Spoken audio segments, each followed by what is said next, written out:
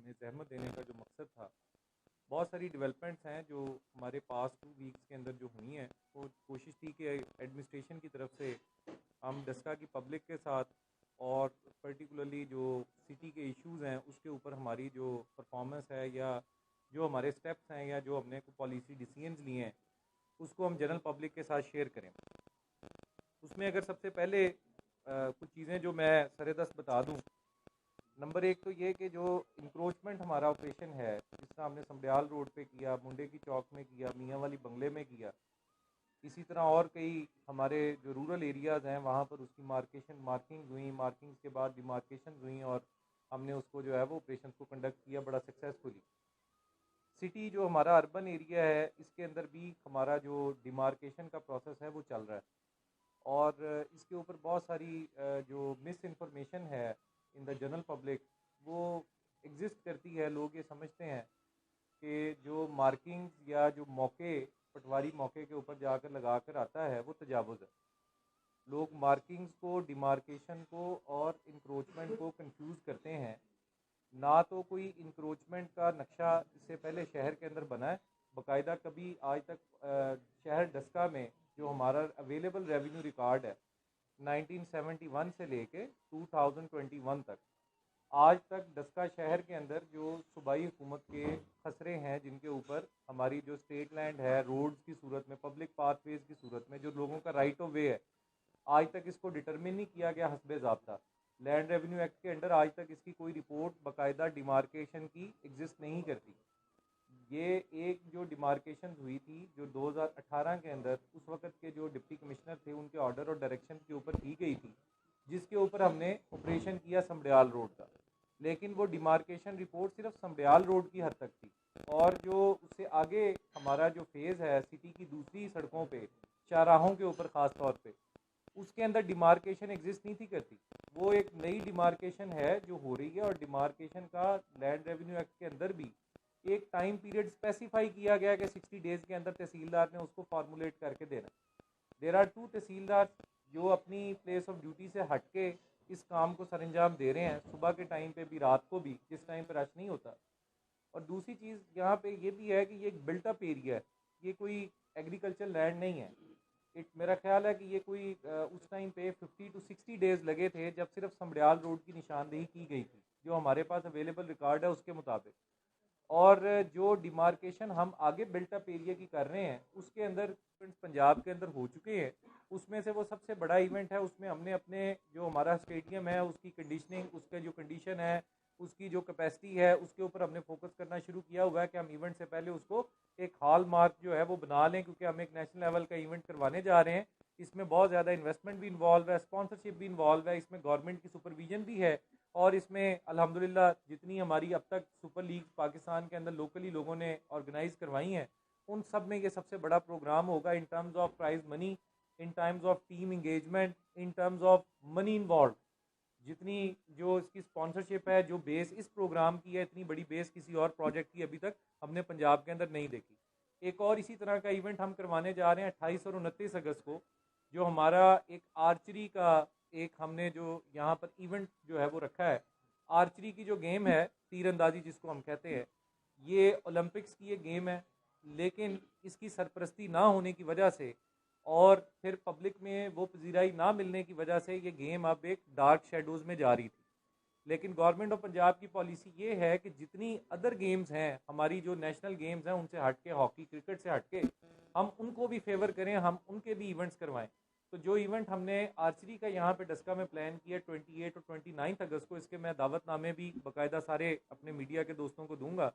इस इवेंट की खास बात यह है कि again it's a provincial level event organised by the tehsil administration और इसके अंदर हमारे तहसील के स्पोर्ट्स अफसर वो खुसूसी मुबारकबाद के मुस्तहिक हैं। जो है वो प्रोफेस करना चाहिए कि जो अनसंग हीरोज़ हैं ये कोविड की वॉर में, जो आपके अड्डों पे, सड़कों पे, चौराहों में, घरों में जाकर कोविड की वैक्सीनेशन कर रहे हैं और लोगों को इससे महफूज बना रहे हैं इस वबा के जो मोहलक असरात हैं, जानलेवा असरात हैं। तो दूसरी तरफ हम ये साथ में मज़ीद पब्लिक से अपील करते हैं कि जो हमारी हेल्थ की टीम्स हैं उनके साथ आप कोऑपरेशन तो करें, but don't sit at your home. जो हमारे वैक्सीनेशन सेंटर हैं उस पर रश करें, initially there was a condition of rush. हमारी मीडिया की रिपोर्टिंग में, बहुत सारे सोशल मीडिया की रिपोर्टिंग में ये एक एंगल था कि जी जो हमारे वैक्सीनेशन सेंटर हैं वो ओवर क्राउडेड हैं। अगर अभी आप देखें तो ओवर क्राउडेड नहीं है। हम अपना टारगेट लोगों को डोर टू डोर कंपेन से पूरा कर रहे हैं और उसमें हमारे हेल्थ की पूरी मशीनरी मोबिलाइज्ड है, हमारे वॉलंटियर्स मोबिलाइज्ड हैं। वो 16-16, 18-18 घंटे बच्चे हमारे काम कर रहे हैं उसके अंदर। तो वो नो डाउट के एक उनकी उनकी जो उनका जो हीरोइज्म है और उनका जो इसमें कंट्रीब्यूशन है प्रेज वर्दी है, उसके ऊपर कोई दूसरे हमारी राय नहीं है। लेकिन जनरल पब्लिक को हम ये चाहते हैं कि डस्का के शहरी अब इसके ऊपर सेंसिटाइज हो जाएं, इसके ऊपर बहुत हसास हो जाएं कि एक दूसरे से सवाल पूछें कि अगर आपकी वैक्सीनेशन नहीं हुई तो पहली फुर्सत में करवा लें। वैक्सीनेशन के हवाले से मैं फिर ये बात बताना चाहूँगा कि जो इसके हवाले से एक प्रोपेगेंडा या मनफी तासुर हमारे यहाँ एग्जिस्ट करता है, सूरत हाल इसके बिल्कुल बरक्स है। बड़ी उम्र के वो अफराद जिनको मल्टीपल डिजीज़ हैं, लेकिन अगर वो वैक्सीनेटेड हैं तो उनको कोरोना से वो सिम्टम्स कि आप लोग मास्क पहने, आपने एक मुनासिब फासला रखें, वैक्सीनेशन फर्स्ट आप अपने इंस्टेंस के ऊपर करवाएं। लेकिन जनरल पब्लिक का जो अभी तक इसके ऊपर रिस्पांस है, हमें अर्बन एरिया में तो बहुत वेलकमिंग हमारे पास रिस्पांस है वैक्सीनेशन का। डस्का का जो वैक्सीनेशन सेंटर है और जो हमारी वैक्सीनेशन की स्ट्रेटजी है, अपने टारगेट के ऊपर हमने गुजरांवाला में सबसे पहले टारगेट अचीव किया। पूरी गुजरांवाला डिवीजन के अंदर डस्का तहसील ने सबसे पहले टारगेट अचीव किया और हम 182% तक चले गए टारगेट की डेट पे।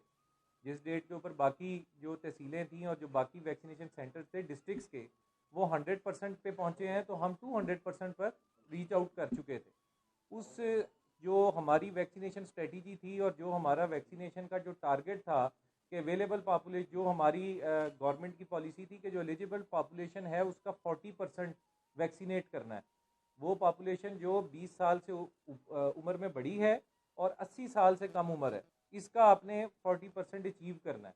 और हमने अल्हम्दुलिल्लाह 14 अगस्त से पहले ये टारगेट 12 अगस्त को अचीव किया। अब हम सरप्लस में जा रहे हैं, हम अपने टारगेट से एक्सीड कर रहे हैं। हम सियालकोट, पसरूर, समड़ियाल, फिर हमारा गुजरांवाला डिवीज़न, उसके अंदर अगर आप हमारी टारगेट की रेशो देखें तो वो ज़्यादा है। उसमें हमारा हेल्थ का सारा स्टाफ, हमारे टाइगर फोर्स के वॉल्टियर्स और फिर हमारी यूनियन काउंसिल्स के अंदर जो सेक्रेटरी यूनियन काउंसिल्स हैं, उनकी बहुत अच्छी कोऑर्डिनेशन और कोऑपरेशन इस ये जो कामयाबी है इसकी बुनियाद है। एक तो हम उनको सबको जो हमारी हेल्थ ऑपरेशन किया है उसमें एक एलिमेंट, एक कंसिडरेबल एलिमेंट ऑफ सरप्राइज़ था और उसी की वजह से वो ऑपरेशन सक्सेसफुल हुआ था। बिल्टअप एरिया के अंदर बहुत सारे एमरजेंसी के इश्यूज होते हैं। ऑपरेशंस को जब हम टारगेट करते हैं या जिस वक्त हम उसे प्लान आउट करते हैं तो बहुत सारी एग्जीजेंसीज और कॉन्टीजेंसीज हमने पहले आपस में बैठ के मोडेलिटीज़ तय करनी होती हैं जिस टीम के ज़रिए हम ऑपरेट करते हैं। दूसरा, चूँकि लिटिगेशंस जो हैं वो भी एग्जिस्ट करती हैं, वहाँ पे स्टेटस कोज भी हैं, लोगों के पास डॉक्यूमेंटेशन भी है, व्हाट्सोएवर किसी भी किस्म की ज़रूर एग्जिस्ट करती है। हमने उसको भी सेटल डाउन करना होता है। फिर उसके साथ हमने लोगों के जो एतराज़ात होते हैं वो भी करने होते हैं। इसके अंदर जो हमने समड़ियाल रोड पे भी ऑपरेशन किया, उसमें हमारा वन लाइनर था कि ये किसी के साथ ना कोई ज़्यादती है, ना किसी के साथ इसके अंदर कोई बंदा ये कह सकता है कि मुझसे 1 इंच ज़ायद लिया गया। एज़ पर एग्जिस्टिंग रिकॉर्ड जो स्टेट लैंड की मेजरमेंट है उसी स्टेट लैंड को रिकवर करवाया जाएगा, उसी स्टेट लैंड को इवैक्यूएट करवाया जाएगा। तो देर इज़ नो डाउट और देर शैल बी नो डाउट कि ये ऑपरेशन होगा। और जिस स्पीड और फ्रीक्वेंसी के साथ, जिस ब्लिड स्पीड के साथ हमने पिछला ऑपरेशन किया, ये भी उसी तरह के ब्लिड्स होंगे। और दूसरी जो हमारी चीज़ है इसके अंदर कोविड SOPs है गवर्नमेंट ऑफ पंजाब की। हम सबको पता है कि जो कोरोना की हमारी जो 4th वेव है वो चल रही है और डस्का में बावजूद इसके कि हम पब्लिक को बार बार इस चीज़ के ऊपर सेंसिटाइज कर रहे हैं, स्कूल्स में, कॉलेजेस के अंदर